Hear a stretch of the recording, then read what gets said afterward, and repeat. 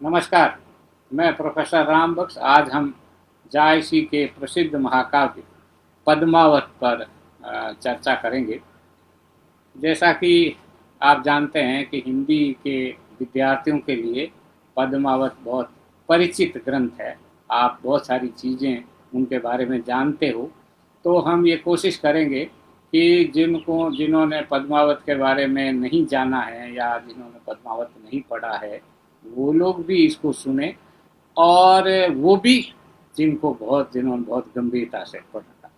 तो शुरुआत की कुछ बातें आप लोगों को बता दें तो ये ठीक रहेगा। पहली बात तो ये मेरे को बतानी है कि जो पद्मावत की रचना है वो 1540 में हुई, जिस समय भारत में शेरशाह सूरी का शासन था।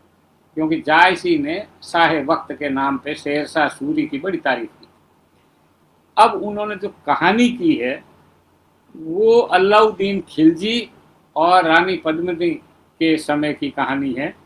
तो इतिहास के अनुसार 1303 में खिलजी ने चित्तौड़ पर आक्रमण किया था और 1545 में शेरशाह सूरी की मृत्यु हो गई। अब 236-37 वर्ष पहले की घटना को उन्होंने लिखा जायसी। माने एक तरह से ये अपने समय की रचना नहीं है, जैसा कई बार पढ़ते समय लगता है। जब हम पद्मावत पढ़ते हैं तो ऐसा लगता है कि जायसी अपने समय की ही बात कह रहे हैं। नहीं, 237 वर्ष 36 वर्ष पहले ये घटना घटित हो चुकी थी। जायसी ने उसका वर्णन किया और ये जानना देखना बहुत इम्पोर्टेंट। दूसरी बात ये कि ये रचना बहुत दिनों तक स्वीकृत नहीं थी हिंदी। हालांकि रामचंद्र शुक्ल ने जब एक त्रिवेणी में 3 रचनाकारों का जिक्र किया तो उसमें जायसी थे, लेकिन उनसे पहले जो मिस्र बंधुओं ने हिंदी नवरत्न करके किताब लिखी थी, जिसमें 9 के बजाय 10 रचनाकारों के बारे में लिखा था, एक आधे आधे 2 मिला करके, उसमें जायसी नहीं। तो जायसी बाद में आए और किस तरह से आए ये हमें देखने की चीज़ है। तो इसका जो संपादन है वो रामचंद्र शुक्ल ने 1924 में किया। 1924 में काशी नागरी प्रचारणी सभा, जो हिंदी की बड़ी प्रतिष्ठित संस्था रही है उस जमाने की, उसमें वहाँ से ये प्रकाशित शुक्ल जी ने किया और एक बड़ी लंबी भूमिका लिखी और उस पूरे उनकी सारी रचनाओं का पाठ संपादन किया। उससे पहले भी एक सुधाकर द्विवेदी ने किया था, तो उसका शुक्ल जी ने बहुत मजाक बनाया। और उसके बाद में माता प्रसाद गुप्त ने इसकी ग्रंथ का संपादन किया। हिंदी संपादन पाठ संपादन के हिसाब से बहुत प्रतिभाशाली थे, लेकिन तो भी कुछ जमान।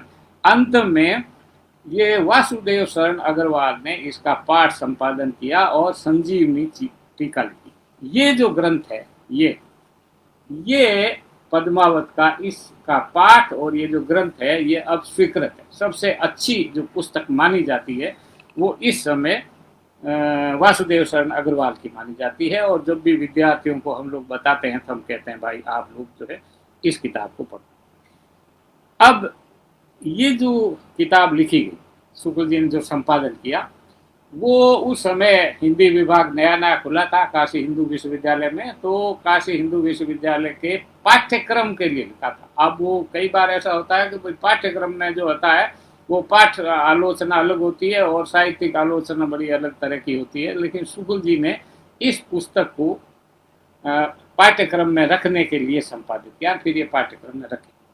अब होता क्या है कि जब भी कोई रचना, हिंदी का तो थोड़ा अंदाज हम कर सकते हैं कि जब पाठ्यक्रम में कोई किताब शामिल हो जाती है तब हम ये मान लेते हैं कि ये किताब बहुत स्तरीय है और उसके बाद में उसकी बहुत तारीफ होती है, बड़ी महान है, बड़ी महान है, बड़ी महान है, और इतनी महान है कि उसको पढ़ने की जरूरत नहीं। तो उस रचना का पढ़ना बंद हो जाता है। ऐसा लगता है कि जायसी का पद्मावत को भी भाई लोगों ने बाद में ढंग से नहीं पढ़ा और हम कुंजियों के भरोसे और दंत कथाओं के भरोसे जायसी के बारे में हमारी एक समझ है जो वो विकसित होती है। एक उदाहरण आपको, हमारी जो लोक कथा है या लोक विश्वास है, उस लोक विश्वास के अनुसार और सब लोग यही मानते, सोचते, जानते हैं कि अलाउद्दीन ने चित्तौड़ पर आक्रमण किया, पद्मावती के लिए आक्रमण किया और करते करते चित्तौड़ तक पहुंच गया। उसके बाद में युद्ध हुआ और युद्ध में रतन सिंह की मृत्यु हो गई और उस मृत्यु के बाद में नागमती और पद्मावती ने जोहर किया और अपनी ये लीला समाप्त कर दी चित्तौड़ के किले में। ये हम लोग जानते हैं। लेकिन जब आप इस पुस्तक को पढ़ते तो इस पुस्तक में इसकी जो रतन सेन की जो मृत्यु है वो अलाउद्दीन के हाथों नहीं होती। इनकी जो मृत्यु है वो देवपाल करते हैं, कुंभलगढ़ के राजा, उनके बीच में झगड़ा होता है और द्वंद्व युद्ध टाइप युद्ध होता है और एक जहर बुझी सांगी जो है फेंकता है और नाभि के नीचे लगती है और उसी से मृत्यु हो जाती है। और मृत्यु होने के बाद में फिर ये दोनों रानियां जो है वो सती हो जाती, जोहर नहीं होता इसमें। और अलाउद्दीन ने भी इसको नहीं मारा, जबकि हम लोग सब मानते हैं कि मतलब लोक विश्वास के अंदर मानते हैं भाई अलाउद्दीन ने इसको आक्रमण किया। अलाउद्दीन आता है बाद में, करे तो मर गई पद्मावती जिसके लिए तो मैंने युद्ध किया, और उसके बाद वो एक मुट्ठी उसकी उठाता है राख की और हाथ में ये मुट्ठी लेकर के और उछाल देता है कि भाई ये पृथ्वी झूठी, एक तरह का दार्शनिक सा वक्तव्य देता है, जिसका मतलब ये है कि अलाउद्दीन का जो खलपन है वो जायसी ने कहीं जानबूझ करके कम किया क्या? जानबूझ करके कम करने के लिए ऐसा किया कि ये तो राजपूतों की आपसी लड़ाई थी और इसमें अलाउद्दीन का कोई भूमिका नहीं थी। लेकिन इस पुस्तक के अंदर ये है और अगर हिंदी पाठकों से पूछा जाए तो मुझे शक है कि 90% लोग जो है वो कहेंगे कि अलाउद्दीन ने इसको मारा, जो कि ये सही नहीं है। ये इस बात का प्रमाण है कि लोग पढ़ते हैं। तो इस पुस्तक के बारे में और इससे जुड़ी हुई जो बातें हैं वो आज भी हम वही मानते हैं जो रामचंद्र शुक्ल ने कही, और शुक्ल जी के बाद में आलोचकों ने भी इस पर बहुत ध्यान नहीं दिया और बाद में जाकर के विजय देव नारायण शाही ने जायसी पर एक किताब लिखी और कोई बड़ी आलोचनात्मक पुस्तक इसके अलावा कोई चर्चित पुस्तक जो है वो मुझे नहीं मिली। अब एक और बात यहाँ पे मैं कहना चाहता हूँ, प्रश्न की तरह से है, मैं श्योर नहीं हूँ, निश्चित नहीं है कि यही बात है, लेकिन मेरे मन में बहुत दिनों से ये आशंका कि मुझे कई बार लगता है कि हमारी जो भारतीयता है वो बहुत कुछ मध्ययुगीनता है, और इसलिए अगर हमको भारतीयता को समझना है तो हमको मध्ययुगीनता को समझना होगा। और मध्ययुगीनता जब आधुनिकता में प्रविष्ट होती है तो वो दरअसल हमारा पश्चिमीकरण होता है, हम पश्चिम की सभ्यता के अनुसार ढलते जाते हैं।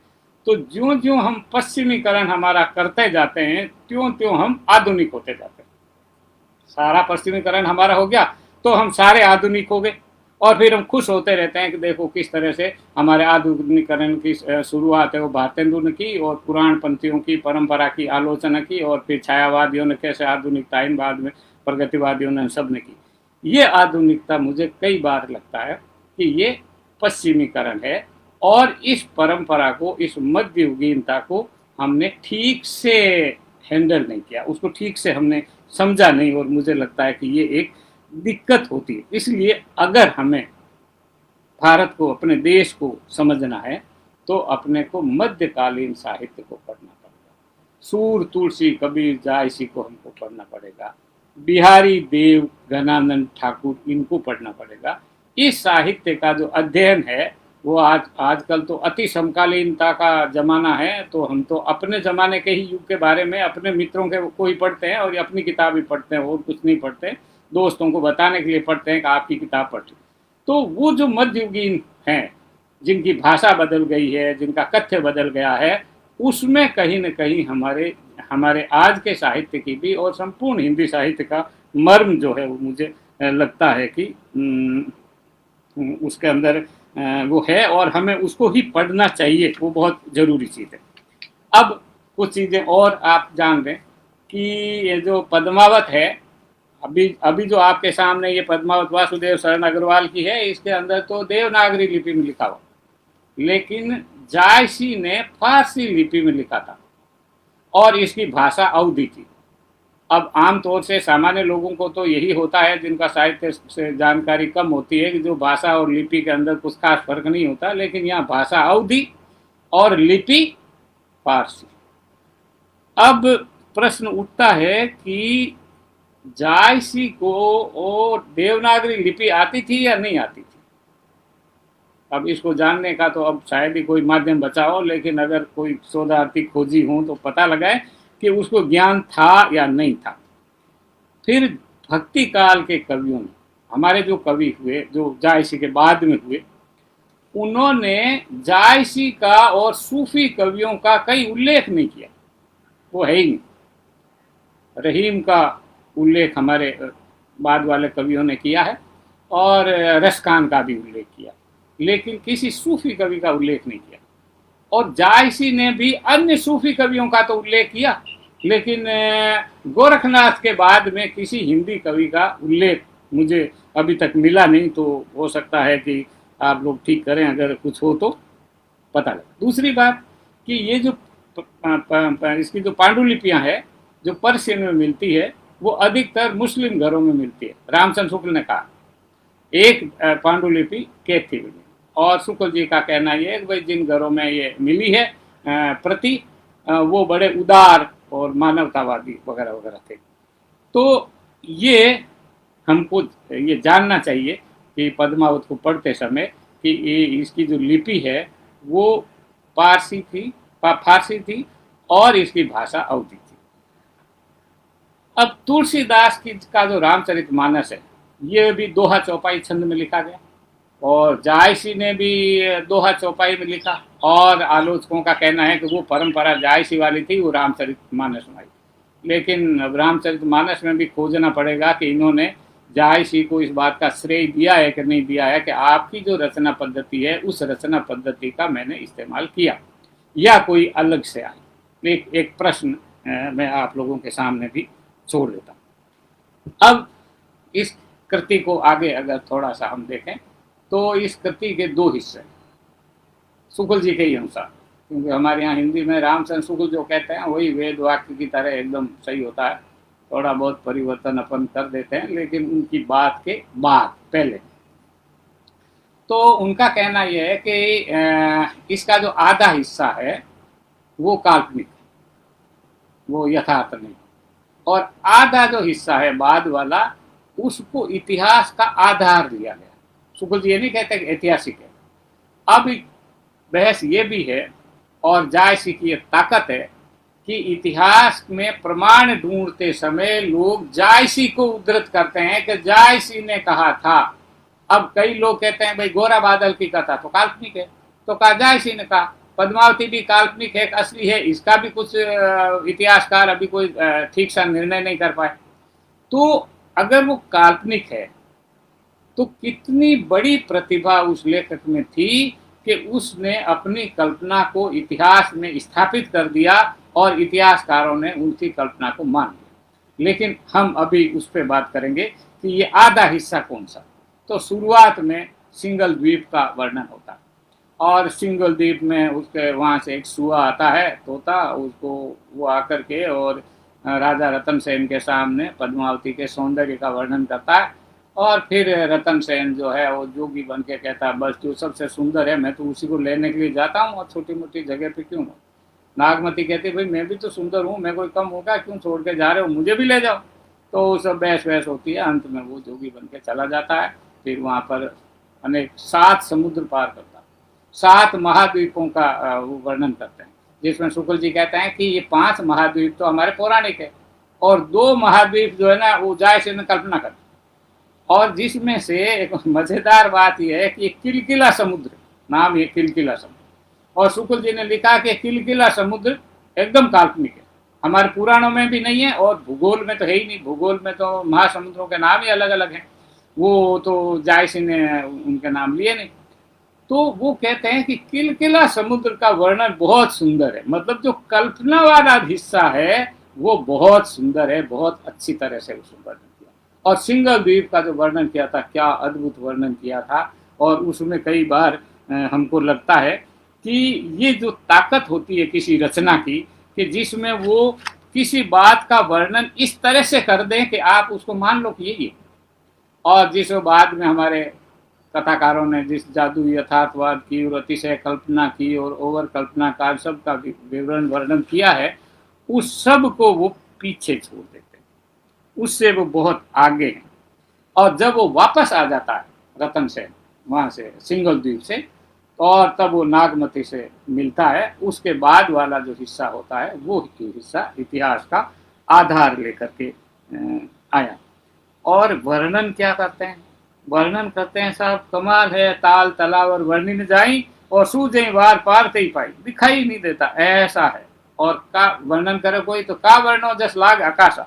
तो मैं 2 छंद उन लोगों को सुनाना चाहता हूँ जो पद्मावत जिन्होंने नहीं पढ़ा, मेरी तरह बहुत बाद में पढ़ा या बाद में साहित्य से जुड़े, तो सिंगल द्वीप का वर्णन कैसे किया, कैसा है सिंगल द्वीप।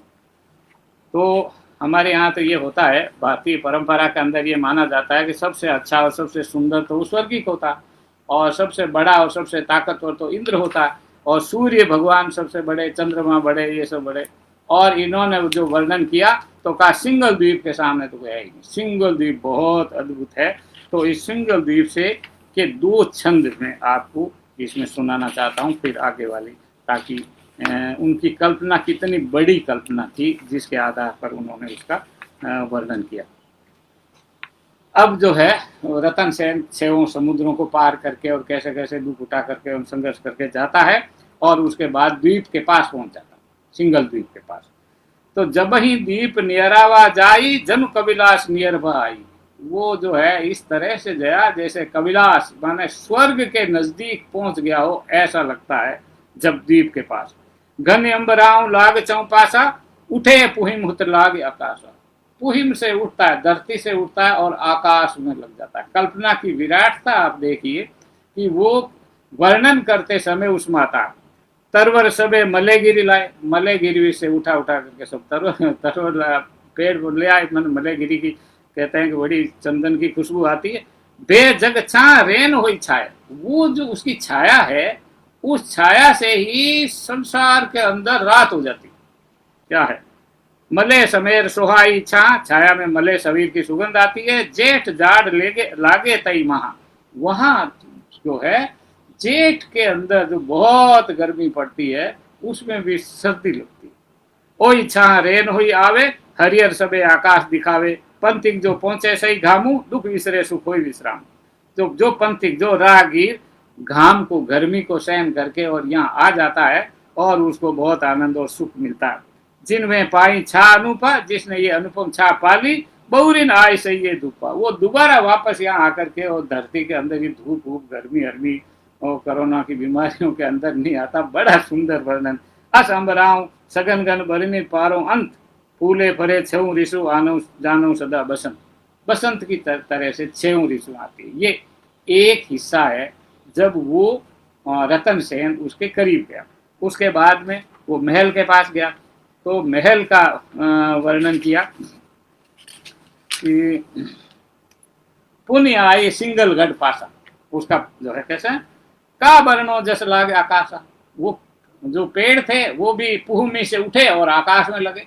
और जो महल आया उसका कैसा है कि का वर्ण, उसका क्या वर्णन करूं, वो आकाश तक पहुंच गया ऊंचा। तरही कुरुम वासुके पीठी, और उसकी पीठ जो है उसकी वासुकी के उस पर है। ऊपर इंद्रलोक पर दीठी, ऊपर देखो तो इंद्रलोक। परा खो 34 बांका, कांपे जांगी जाए नहीं झांका। चारों तरफ इतनी गहरी खाइयां हैं और खाई के पास खड़े हो तो आपकी जान कांपने लगती। अब ये एक कवि का एक यथार्थवादी वर्णन है कि आप जब गहरी खाई के पास में देखते हो तो आप खड़े नहीं रह सकते, आपकी जांघें कांपने लगती। और जितनी ज्यादा खाई होती है उतनी आपके अंदर ये जो यथार्थ अनुभव है उसका वर्णन करा। अगम असूज देख डर खाई, परे सो शब्द पता नहीं जाई। ऐसी अगम और असूज है, दिखाई नहीं देती नीचे, और अगर उसके अंदर गिर गया तो 7 पाताल चला जाएगा। और वहां पर क्या, 9 पौरी बाकी 9 खंडा, सब 9 नवन जो चढ़े जाए ब्रह्मंडा। उन 9 खंडों पर जाओ तो ब्रह्मांड में पहुंच जाओगे, इतना ऊंचा। कंचन कोट झरे कोशीसा, नक्तन भरा बीज सुदी का। लंका चाय ऊंच गढ़ ताका, निरखन जाए दृष्टि मंता। लंका के रावण के उससे भी बड़ा है। और अब एक छोटा सा जायसी ने वर्णन किया कि निरेखन जाय दृष्टि मन छाता, उसको देख ही नहीं सकते, आपकी दृष्टि भी थक जाती है देखने में, इतना ऊंचा है, और मन भी थक जाता देखने में। किए न समाये दृष्टि नहीं पहुंचे, वो हृदय में भी समाहित नहीं होता, दृष्टि भी नहीं पहुंचती, जानो सुमेरु पर्वत। वो फिर पौराणिक आ गया, कहाँ लग कहाँ कहाँ लगी कहो ऊंचाई ताकर कहूँ लग वर्णन के, ऐसा वो है जिसका जो वर्णन है वो हम कैसे कर सकते हैं। ये जो अति कल्पना से भरा हुआ जो वर्णन है वो जायसी के बाद में हिंदी कविता में शायद ही कहीं देखने को मिलता है, और उसके बाद अगर कहीं देखने को मिलता है तो हम बहुत थोड़ा सा वर्णन हम प्रसाद की कामायनी के अंदर इस तरह का दिव्य वर्णन देखते हैं। एक ऐसी चीज जो नहीं, सिंगल द्वीप कल्पना, जायसी की कल्पना, पौराणिक कल्पना के अंदर वो थोड़ा मिला दिया, लेकिन उस कल्पना का इतना सजीव वर्णन किया जायसी ने कि वहीं पर ही आपका मन उसमें रुक जाता। तो ये, और वो कितना ऊंचा है कि जो हमारे यहाँ पौराणिक संदर्भों में माना जाता है कि जो सूर्य जाता है तो रथ पे बैठ कर जाता है, भाई छोटे पैदल तो कैसे जाएगा, और चंद्रमा का भी रथ होता है, तो वो जो रथ चलाते हैं तो वो ये ध्यान रखते हैं कि भाई ये बीच में सिंगल द्वीप के राजा का, गंधर्व सेन का महल है, और महल से अगर टकरा गए तो सूर्य का रथ जो है टूट जाएगा, तो भैया इसको बचा बचा करके सारथी को वो कहते हैं कि तुम जाओ, ऐसा उसका वर्णन है। और फिर उसके बाद में उसका पनघट का, हाट बाजार का और सब का वर्णन किया, और पनियारियों का वर्णन कि वो सब जितनी प्रकार की विशेषताएं थी सब उसके अंदर उन्होंने डाल दी। तो वो कहते हैं कि कैसी है पनियार है, लंक सिंह नी सारंग नैनी हंस गाम नी कोकिल बेनी, जो विशेषताएं आपको थी वो सभी पनियारियों में अंदर डाल दी। हमारे जो नायिका भेद के या काम शास्त्र के अनुसार भी जितनी नायिकाओं के, पद्मिनी नायिकाओं के जितने गुण होते हैं वो सब पनियारियों में, खाली पद्मावती सुंदर नहीं है, वो सारा सुंदर भरा पड़ा, और उसको इन्होंने ये वर्णन किया, ये अतिशय। लेकिन जायसी कहते हैं कि वर्णन कैसा करना चाहिए, तो वर्णन की उन्होंने विशेषता बताई। जब वो इसका जो बहुत गप मारना था, उनको बहुत झूठ बात बोलनी थी, क्या क्या नहीं कहना था, तो कहा भाई देखो वर्णन ऐसा होना चाहिए, वर्णक दर्पण भांति विषेका जय जस रूप सो तैसे ही देखा। वर्णन की विशेषता तो दर्पण के समान होनी चाहिए, जिसका जैसा रूप है वैसा वो दिखे, और दिखा क्या रहे हैं, जो है ही नहीं उसका वर्णन कर रहे हैं। लेकिन अगर आप सारे चरित्रों को देखें, नागमती का चरित्र देखें, चाहे राघव चेतन का चरित्र देखें, चाहे रतन सेन का चरित्र देखें, चाहे अल्लाउद्दीन का चरित्र देखें, तो सबके चरित्र में जायसी का ये विवेक और यथार्थ चेतना मिलती है, और वो वैसा ही पात्र हमको दिखाई देता है जैसा वो यथार्थ में है। अब एक और बात जिसकी तरफ मेरे को कहना है कि ये जो पुस्तक है, कई बार क्या होता है कि हम अपनी रचना किसको सुनाते हैं, पाठक कौन। अगर मैं मेरे समर्थकों को मैं बात कहूँगा तो उसमें मेरी बात का एक तरीका अलग होगा, अगर मैं अपने विरोधियों को सुनाऊंगा तो मैं दूसरे तरह से अपना कर। तो जायसी के कथ्य और जायसी के जो लक्षीभूत श्रोता हैं, पाठक हैं, उनके अंदर अंतर है। तुलसीदास ने रामचरितमानस लिखी तो वो सवर्ण हिंदुओं के पक्ष की लिखी हुई है, और वो कहते हैं कि ये ब्राह्मण तो जो है वो धरती के देवता हैं, आदि आदि सब वर्णन करते हैं, और एक तरह से पूरी हिंदू मैथोलॉजी को वो संबोधित करते हैं।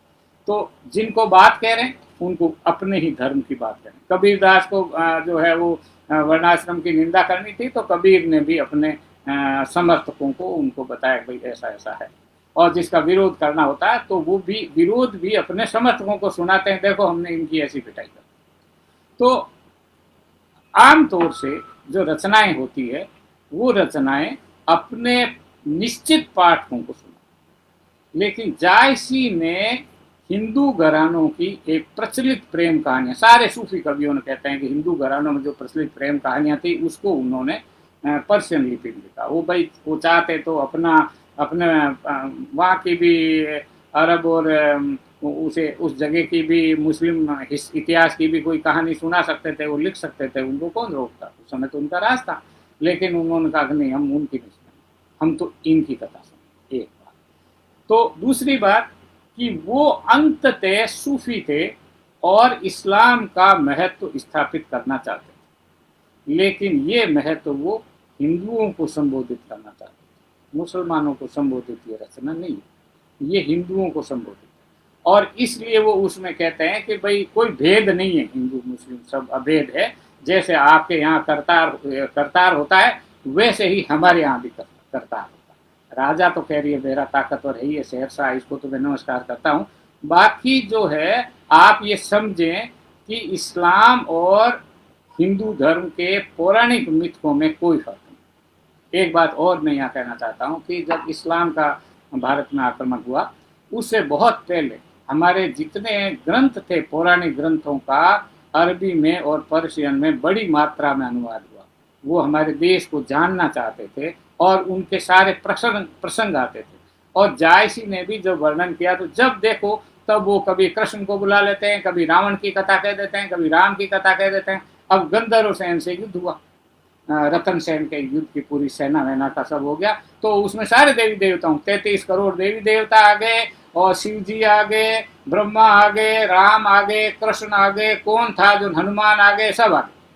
तो भाई इतने देवता क्या करते हैं, हमारा तो एक ही देवता पर्याप्त होता है। लेकिन चूंकि जायसी को ये कहना था कि मुझे हिंदू परंपराओं की जानकारी है और इसलिए उन्होंने सबको बुला दिया और सब ने बाद में जाके, खैर किसी तरह वो युद्ध टला और वो उनके बीच में युद्ध हुआ नहीं और वो समझौता हो गया। लेकिन जो वो वर्णन करते हैं तो उस वर्णन में वो पौराणिक प्रकरण जरूर लाते हैं। जैसे एक उदाहरण आपको मैं बताता हूँ, शेरशाह सूरी समय के तो प्रतापी सम्राट थे, तो उसकी बहुत तारीफ करता है। तो कहते हैं साहब वो बहुत दानी थे, ये थे वो थे, उतना धर्म थे, इतना पुण्य था, क्या क्या नहीं करते थे और किस किस से बड़े थे। तो हमारी परंपराओं में जितने भी दानी राजा थे उन सब से शेरशाह सूरी आगे, और यहाँ तक कि कर्ण से भी आगे। तो राजा कर्ण तो महाभारत के पात्र हुए, तो उनसे जायसी ने वो तुलना कर दी ताकि आप ये जानें कि ये व्यक्ति कोई फर्क नहीं, जैसे वो दानी थे वैसे ये दानी। तो जो भेद है उस भेद को मिटा करके अभेद की स्थिति की तरफ वो ले जाने को। लेकिन और इसलिए उनको बड़ा संकट था वो अपनी रचना में, और उनको बड़ी समस्या आती थी कि कैसे इसको सारे को निपटाएं। तो इस निपटाने के लिए वो ये करते थे, लेकिन बाकी लोगों का नहीं था। विजय देव नारायण शाही ने जब जायसी पर किताब लिखी तो कहा जायसी जो है वो सूफी नहीं थे। सूफी का क्या मतलब, वो तो कवि थे। अब ये एक बड़ा अजीब सा है, कबीर तो कवि थे, तो क्या हुआ, उनका तो एक निर्गुण संप्रदाय में थे ना। इसी तरह से तुलसीदास भी तो कवि थे, लेकिन कवि से पहले उनकी एक दार्शनिक मान्यताएं थी। सारे मध्यकाल के कवि किसी न किसी धर्म और संप्रदाय से जुड़े हुए थे। ऐसा अभी तक कोई दिखा नहीं कोई कवि जो किसी धर्म संप्रदाय से अलग।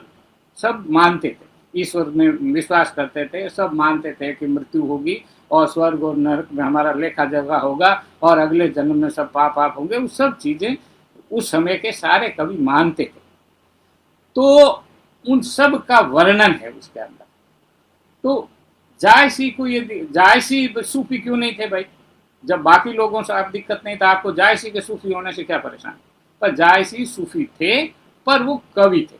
अब जब कवि होता है तो उसका उद्देश्य सूफियों का प्रचार करना नहीं होता, वो धर्म ग्रंथ नहीं लिख रहे थे।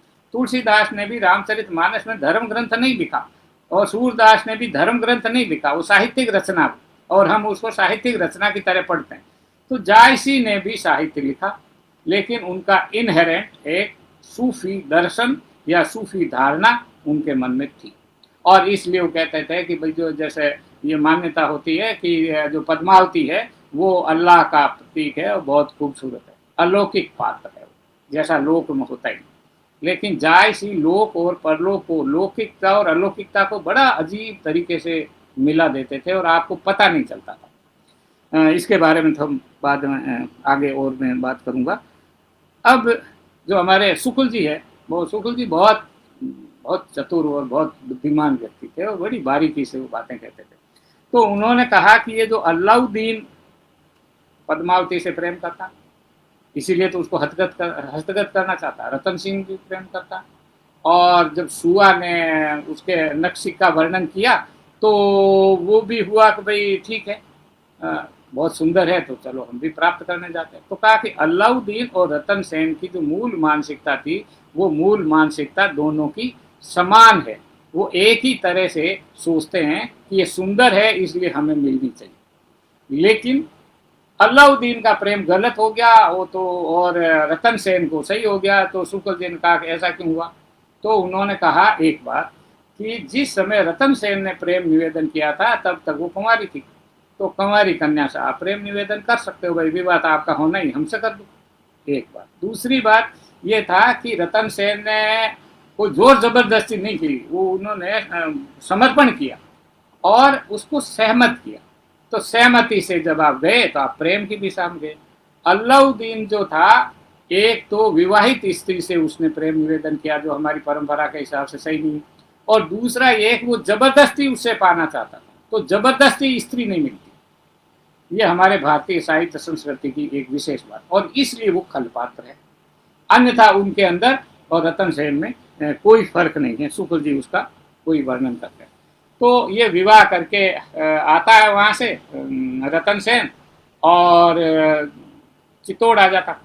चित्तौड़ आने से पहले नागमती अपने विरह का वर्णन करते। आचार्य रामचंद्र शुक्ल मुग्ध है, आह क्या बात है, नागमती का विरह वर्णन तो हिंदी साहित्य में अनुपम है और इसके बराबर तो कुछ भी नहीं। अब आप देखिए क्या है इसके अंदर।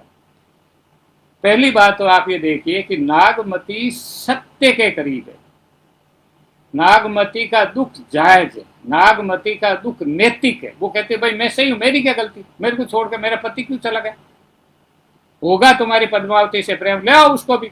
तो नागमती एक तो बहुपत्नी प्रथा उसका विरोध नहीं करती, एक बात। दूसरी बात जो शुक्ल जी ने कहा नहीं, लेकिन जो शुक्ल जी को अच्छा लगा, होगा अपन तो कह सकते हैं, होते तो उनसे पूछते साहब आपने कैसे लिखा, कि वो रतन सेन की एकदम निंदा नहीं करती। वो नहीं कहते, हमारे राजस्थानी में कहते हैं राख उदिया मन करन तू कहाँ चला गया, हाँ वो बुराई करने चला गया, कहीं भी नहीं बोलता।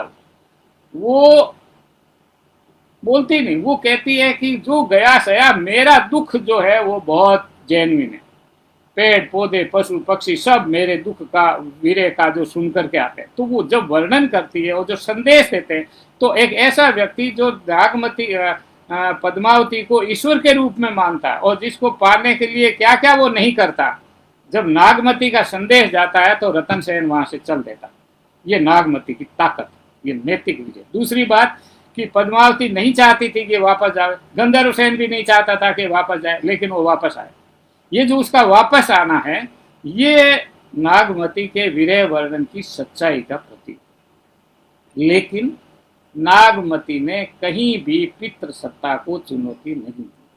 हिंदी साहित्य में जो स्त्री वर्णन जो आजकल आता है, पद्मावती भी ईश्वर है, लेकिन वो भी पति की श्रेष्ठता को, पुरुष की श्रेष्ठता को स्वीकार करते, और उनके मिलन का जब वो वर्णन करते हैं तब उसके अंदर आता है कि पता नहीं ये पति मेरे को कैसे रखेगा। और पहले भी मानस रोदक खंड में हो जाते हैं कि ऐ नहीं खेल ले खेलन चारी, ऐ नहीं है रहना दिन चारी। उसके बाद में जो है सास ससुर मुझे देने आने नहीं देंगे, उसके सबसे बड़ा पति पता नहीं वो मेरे को कैसे रखेगा। अरे भैया आप तो ईश्वर के प्रति को आपको डरने की क्या जरूरत है। लेकिन वहां पर वो भूल जाते हैं वर्णन करते समय, क्योंकि आप कितनी देर तक झूठ बोलो, आप आडंबर ज्यादा देर तक नहीं हो सकता, सत्य उसमें प्रकट होता। इसी तरह से सारे जो पात्र हैं वो कभी लौकिक होते हैं, कभी अलौकिक हो जाते हैं, और सबके वर्णन में आपको, अगर आप पद्मावत को अच्छी तरह से धैर्य से आप पढ़ें तो बहुत सारी उपमाएं मिलती। नागमती का वीर सुन करके और गेहूं का हृदय फट गया। अब जिन्होंने गेहूं का दाना देखा है तो उसमें एक बीच में धागा जैसे उसका दिल फट गया वो गेहूं का, तो ये गेहूं का दिल जो है यहाँ भी फटा। और जब रतन सेन का जब विरह हुआ तो पद्मावती के समय भी वहाँ फट गया उसका गेहूं का हृदय। और उसके बाद में वो रोने लगी, नागमती रोने लगी तो रक्त के आंसू। उस समय कोई बीमारी रही होगी जिसमें आंखों से खून बहता होगा, इलाज विलाज तो हो नहीं, हमारे देश में कोई मेडिकल साइंस का इतिहास तो लिखा नहीं गया कि कौन सी बीमारी होती है, उसका कब कब इलाज कैसे कैसे हुआ। तो आजकल आंखों से खून के आंसू बहुत कम होते हैं, तो उसमें था कि भाई खून के आंसू रोई, और वो ऐसी रोई, रेंग चली जस वीर बहूटी, जैसे वीर बहूटियां धरती पर चली रहती है बरसात के अंदर, एक बड़ा मासूम सा एक कीड़ा चलता है और जो बूंद जितना ही बड़ा होता है। तो नागमती के वीरे से वीर बहूटी बहने लगी। इसी तरह पद्मावती के भी एक बार वीर बहूटी चमकी, रतन सेन के भी रोने से वीर बहूटी चमकी। तो वो लेखक जो उपमा खोजता है, वो एक बार खोज लिया, मतलब झूठ का बहाने का एक शास्त्र है ना, कि आप जो है आप बहुत मौलिक झूठ बार बार नहीं बोल सकते, आप एक ही तरह से आप बोलेंगे। माने झूठ तो थोड़ा थोड़ा हास है, और उसको समझो कल्पना आप करें, तो कल्पना आप बड़ी बार बार नहीं बदल सकते, एक ही तरह की कल्पना सेट हो गई आपकी और आप उसी तरह का आगे लिखते चलते हैं। और क्या लागे धरती आकाश, और कछुए की जो है वो पीठ जो है वो चरमराने लगी। तो इधर तो इसमें देखा गंधर्व सेन के ऐश्वर्य का वर्णन किया, तो महल से वो उसके पीठ टिकी हुई है, और उधर अलाउद्दीन जब आक्रमण करने के लिए जाता है, हाथी घोड़ा जब चलने लगते हैं, तो कछुए की पीठ जो है चरमराने लगती है, इतना बड़ा भारी ताकत। तो वही उपमा वापस आ गई। तो इसी तरह से वर्णन कर, खाने का वर्णन किया, दो जगह दावत का वर्णन किया, क्या अद्भुत दावत है, और उसका एक समाजशास्त्री अध्ययन भी होना चाहिए, भाई क्या क्या खाना खाना बनता था। तो एक तो विवाह के अवसर पर खाने का वर्णन किया है, वो गंधर्व सेन ने किया। और एक अलाउद्दीन जब चित्तौड़ के दुर्ग में आया, तो खाना उसके लिए बना, तो कौन से तीतर बतेर ये वो मांसाहारी शाकाहारी जितने प्रकार के थे, सब जायसी को जितनी याद थे, जितने उस जमाने में थे, सबका उन्होंने वर्णन कर दिया।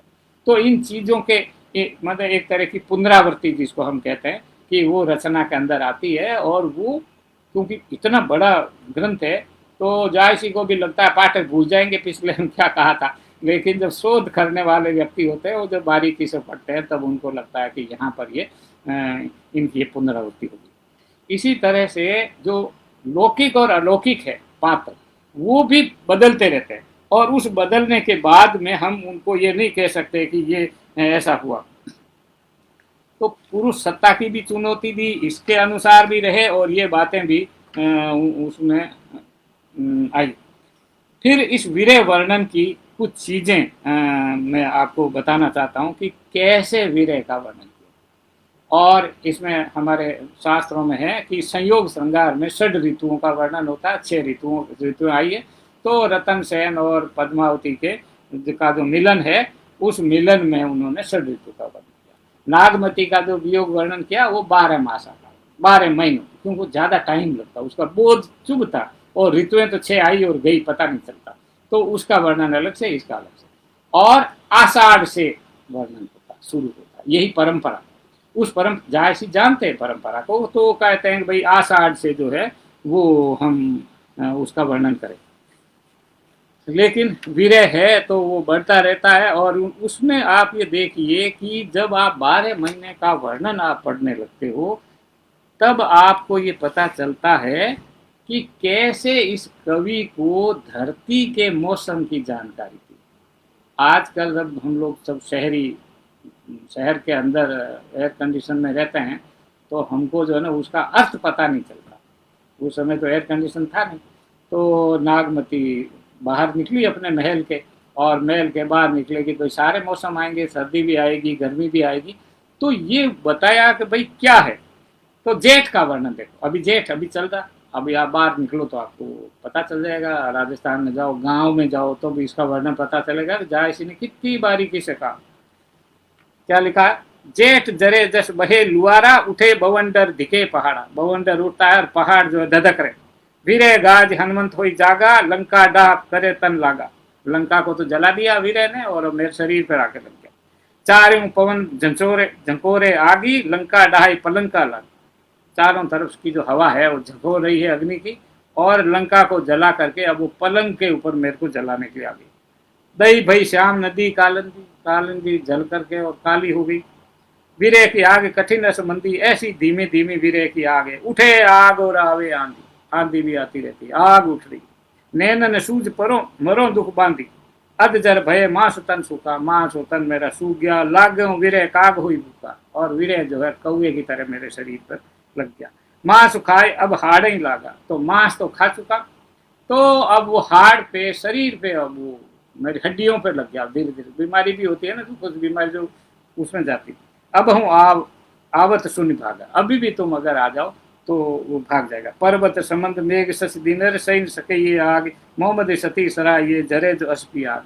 ऐसी आग को वो सती ही झेल सकती है इस विरह का। अब आप ये देखिए कि पूरे विरह में रतन सेन की अनुपस्थिति तो है, लेकिन उसका करता नहीं। करता तो आया था, सुआ काल होकर के मेरे पति को ले गया, मेरी तो उसके अंदर न मेरे पति की कोई गलती नहीं थी, और उसी का वो वर्णन करते हैं बाद में। अब आप देखिए कि मतलब कितनी छोटी छोटी चीजें, जब विवाह के अवसर पर आता है दूल्हा बन करके पद्मावती को से विवाह करने के लिए, तो वो धवल ग्रह पर चढ़ती, तो कहती है भाई कौन है यार, मेरा दूल्हा कौन है, मैं देखूं। भाई सखियों से पूछा कौन सा वाला, अरे वो तो मिल चुकी थी, आप जानती हो, लेकिन फिर भी वो वहां देखने के लिए गई। इसी तरह से जब अलाउद्दीन खिलजी आया चित्तौड़ में, तो दासियों ने कहा हे रानी देखो चित्तौड़ का दिल्ली का बादशाह आया हुआ है और सूर्य की भांति तपरा है, फिर ये कब आएगा, तू इसको देख ले। तो वो बाल जिज्ञासावश, ग्रामीण बालिका की तरह जिज्ञासावश वो उसको देखने के लिए चली गई। तो ये उसका लौकिकपन, वो जो अलौकिक चरित्र था उसको कैसे उन्होंने लौकिक बना करके और जिंदगी के यथार्थ का वर्णन कर दिया। सारी कथा वथा कहने के बाद में उन्होंने उपसंहार में उपसंहार का एक छंद में आपको सुना करके और वो मैं अपनी बात खत्म करता हूँ। ये उस उपसंहार में 2 ही छंद है, जिसके अंदर उन्होंने जायसी ने अपने बारे में भी लिखा है।